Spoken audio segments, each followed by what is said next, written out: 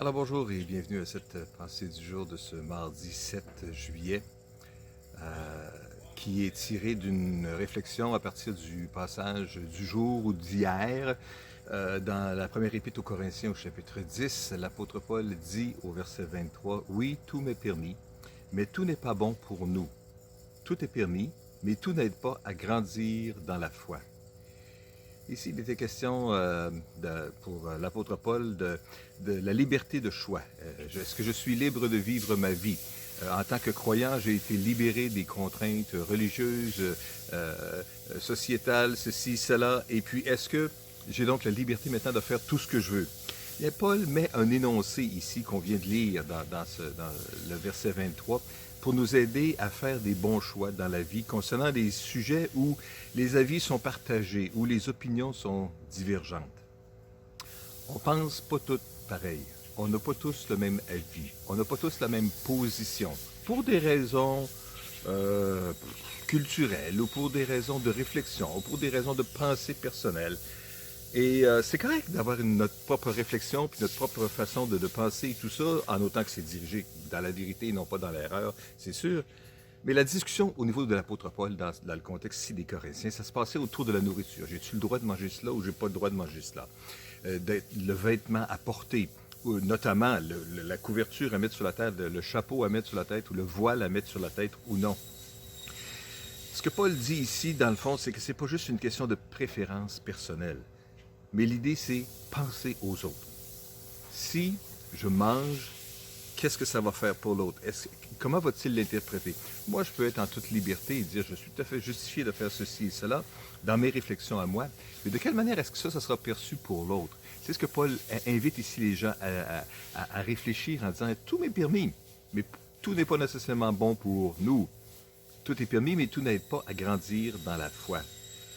Il poursuit au verset 24 en disant « Que chacun de vous, au lieu de songer seulement à lui-même, recherche aussi les intérêts des autres. » Et là, on sort du contexte culturel de l'époque du 1er siècle à Corinthe, dans l'Empire romain, tout ça, et la façon dont les Corinthiens, particulièrement dans leur culture à eux, vivaient.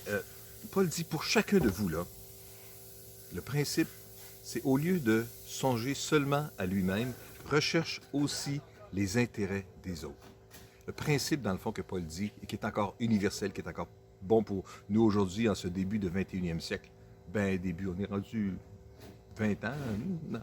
Bref, en tout cas, c'est que nous devons être sensibles et pleins de grâce.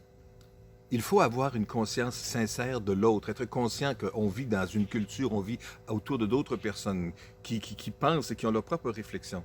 Et on doit avoir donc être poussé par une volonté de limiter ce qu'on fait lorsqu'il y a une possibilité réelle d'offense ou d'incompréhension. Certaines actions peuvent ne pas être mauvaises en soi, mais elles peuvent ne pas être dans le meilleur intérêt de l'autre. L'idée, c'est que dans le fond, c'est que la liberté, oui, mais pas au prix de blesser l'autre. Et ça, c'est une réflexion que nous avons besoin d'avoir chacun d'entre nous. Dans notre vie, tous les jours, il y a des avis différents, il y a des pensées différentes, il y a des convictions peut-être différentes. Faisons juste attention que dans ce que nous disons, dans ce que les propos que nous entretenons, dans les conversations que nous avons, dans les gestes que nous posons, évitons d'être une occasion de chute, de blesser l'autre, de venir irriter l'autre, et que dans le fond, la liberté que nous avons soit mal perçue, mal comprise, interprétée d'une façon erronée.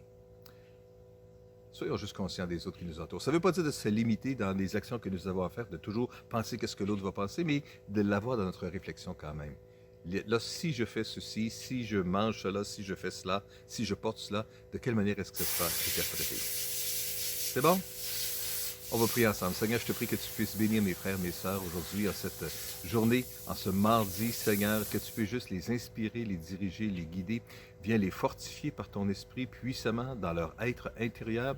Et je te prie que tu puisses nous aider, chacun d'entre nous, aujourd'hui, à vivre notre vie, à vivre cette journée, en étant conscient de ceux qui nous entourent, en étant soucieux de leur bien-être, en étant soucieux de ce qu'ils pensent, de ce qu'ils croient, afin que les gestes que nous posons, les propos que nous tenons, ne viennent pas d'aucune espèce de façon venir les blesser, les irriter.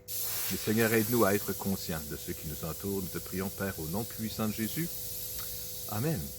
Et sur ces sons ambiants de mes voisins dont je suis bien conscient de la présence, je vous souhaite une bonne journée.